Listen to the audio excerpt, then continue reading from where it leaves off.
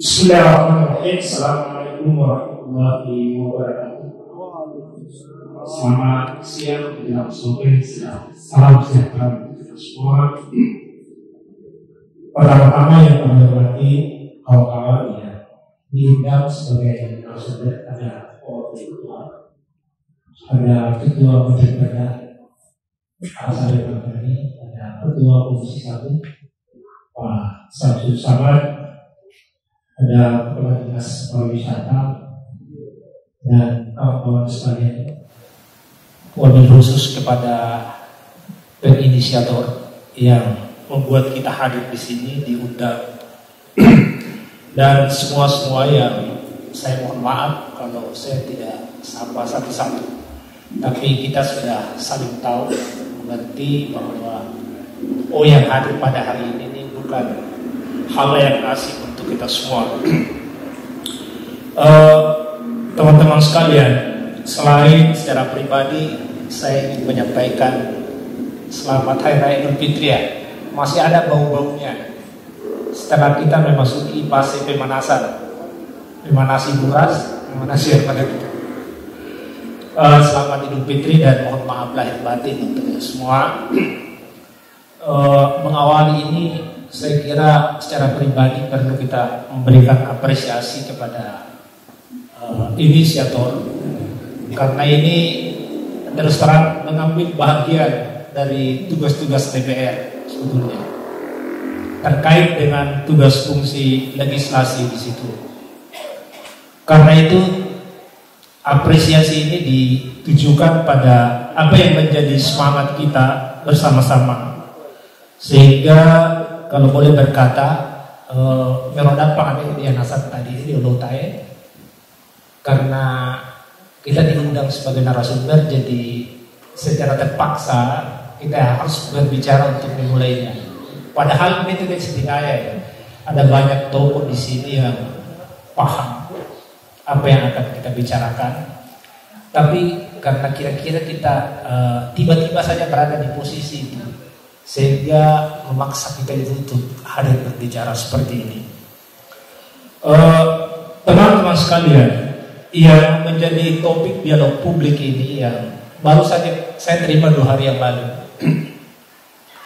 Sebenarnya kehadiran para narasumber ini dalam tusi dia itu bukan sesuatu yang harus dimewah-mewahkan seperti ini. Dia bisa berbisik-bisik, ini ada Pak Wakil, ada Ketua Komisi 1, bahwa inisiatif untuk merumuskan dan melahirkan perda AP ini, pelestarian dan pemajuan kebudayaan, itu seperti yang lain, itu cukup dengan mudah sebetulnya. Tapi kalau kita sedikit seret ke belakang, maka kita bisa periksa itu apa yang menjadi original intent di balik pemikiran ini. Yang kira-kira karena ada kerisauan kita terhadap nasib kebudayaan kita itu. Kerisauan itu sama juga dengan kerisauan kita kepada hal-hal yang lain. Tapi yang selalu hadir dalam kerisauan di dalam mimpi-mimpi kita tentang sejarah itu, saya kira dia terwujud pada topik ini. Karena kita selalu berbicara tentang masa depan, itu tidak bisa meninggalkan dengan setting kebudayaan. Maka dituntutlah pemerintah untuk memberikan proteksi atau standing semacam aturan atau apa yang kira-kira bisa melindungi semua itu, atau kita bisa mengakomodir apa yang tak mungkin digerakkan kecuali dengan aturan. Perdalah kelasnya kira-kira begitu kalau di tingkat daerah. Karena itu Bapak Ibu sekalian, melahirkan perda ini atau mewujudkan ini yang saya sebut tadi itu dengan mudah sebetulnya, tapi ada yang selalu hilang dari setiap proses di situ, yaitu proses partisipasi publik, agar terjadi penghayatan yang nanti kelak itu merasa bahwa yang ikut melahirkan itu adalah kita semua, bukan Pak Sarif Hamdani, bukan Pak Rahim, yang kami hormati juga Pak Samsul Samad, yang karakternya setiap yang ingin diatur itu tumbuh dan lahir dari kesadaran bersama. Saya kira pasti tidak lari dari situ. Berikutnya, kalau bukan saya pesimis, apakah kita akan cukup terbantu dengan kekhawatiran kita dengan kehadiran Perda ini? Karena sama juga dengan yang lain. Sehingga kalau kita tidak berangkat dari kesadaran penuh, maka untuk apa semua ini kita lakukan? Untuk apa? Apakah karena kita latah atau karena berangkat dari satu kesadaran asli? Keaslian kesadaran kita itu seperti apa? Nanti diungkapkan Pak Muhaimin nanti nih. Saya lihat apa yang menjadi setting kita berpikir di situ? Karena yang kita jalani sebenarnya bukan justru membantu kita, tapi dia mendorong satu produksi konflik. Mohon maaf, ini sekaligus kritik kepada kepala dinas pariwisata hari ini. Mohon maaf, saya sering naik motor Vespa dulu sama-sama di Makassar, tapi sudah hampir di luar kontrol. Apa artinya dari sebuah kewenangan yang tiba-tiba orang Mamasa dia meng-WA ke saya, Pak, kenapa selalu festival Kota Tua itu di Majene? Padahal kami Mamasa ini adalah pariwisata. Kalau ini tidak diregulasi, maka kita akan memiliki kesimpang siuran itu. Akhirnya kita tidak menjadi adil. Mungkinkah karena kita diatur itu menjadi adil? Tidak hanya berbicara pada upaya kita untuk melestarikan kebudayaan, tapi membuat kita bisa menjadi agak teratur. Agar orang-orang Mamasa itu tidak memewah kita lagi. Dia bilang, masih ada WA ke saya, kenapa Pak ini festival Kota Tua itu ya, di Mamuju? Itu ada Pak Tamalere pasti ada. Saya kira ini tanpa sengaja oleh Pak Kepala Dinas melakukan itu, tapi karena dia tidak dibimbing, di-drive oleh aturan. Pertanyaannya, kalau dia harus dikerangka dalam satu aturan yang namanya Perda, mungkinkah semua itu menjadi lebih tertib terhadap tindakan langkah kita berkaitan dengan kebudayaan kita? Mungkinkah pula, misalnya tiba-tiba kemarin ada parade wartawan, ia hanya tampil dia menjadi aktif, tapi dia sulit dimengerti oleh publik. Apakah itu hanya semisuara saja? Tidak ada yang bisa dibaca, entah itu satu dua paragraf yang bisa mengungkapkan bahwa itu dilakukan karena didasari oleh seperti ini. Nah, mungkinkah dengan aturan-aturan yang akan kita lahirkan itu, terutama terkait dengan pewarisan kebudayaan Kabenda, itu bisa mengakomodir semua problematika seperti ini? Tiba-tiba kita bikin pameran soal benda apa itu gaya lengkong. Ya. Tapi kita tidak bisa mendapatkan satu kekayaan apa dari situ. Kenapa dia lengkong itu gaya? Akhirnya yang generasi milenial tidak bisa menangkap itu, kecuali dia hanya menjadi tourism. Dia hanya melihat artefak tanpa meaning. Saya kira juga terhadap yang lain-lain. Nah, kalau ini menjadi satu masalah yang akan menjadi setting semua problem itu, maka menjadi penting untuk dihadirkan ini Perda mewujudkan pelestarian kebudayaan tanpa media itu. Soal tarif patuh yang dikreasi orang, saya pernah bicara dengan ketua almarhum masih hidup soal tarif patuh yang kemudian dibuat dalam koreografernya, membuat dia menjadi kontemporer. Itu padahal tidak boleh dia di atas tangannya itu, tapi dia dikreasi oleh generasi. Siapa yang memproteksi dan melindungi semua? Karena originalitasnya harus dipertahankan sebagai warisan. Itu namanya patuh.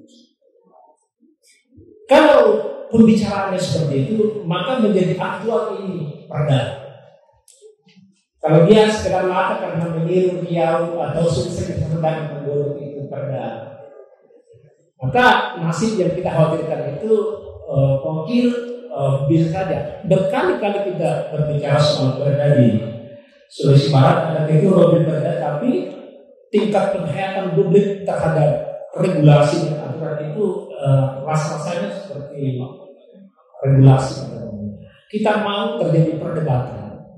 Kalau itu tidak disusun naskah akademiknya, ya seperti belakangan ini pakai perda sekaligus usulan ini, Pak Ketua, diriset dulu, diidentifikasi betul-betul yang mana didefinisikan itu warisan budaya dan tak beda.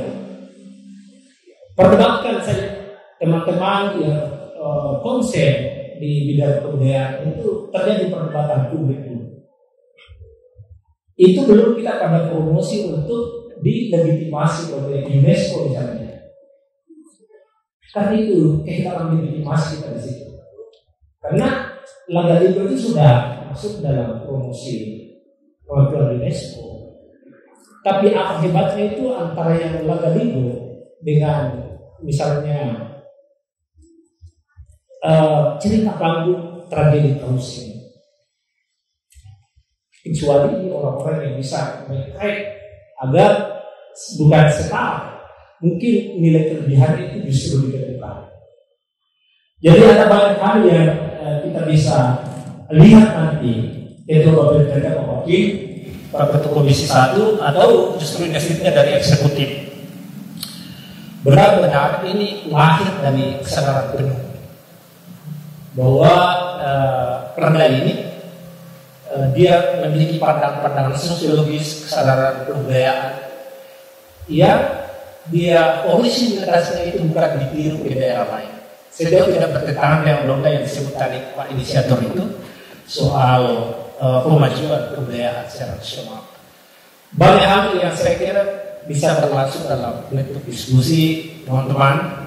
Ya pasti bahwa kami di DPR ini bertiga, saya kira ini akan menjadi jalan tol bagi inisiatornya untuk melahirkan perda ini. Tapi mungkin perlu kesabaran kalau boleh menawarkan, biarlah terjadi perdebatan itu, klausul dan kerangka yang mau diatur seperti apa, mendefinisikan dengan baik soal yang mana dimaksud dengan warisan kebudayaan yang tak beda.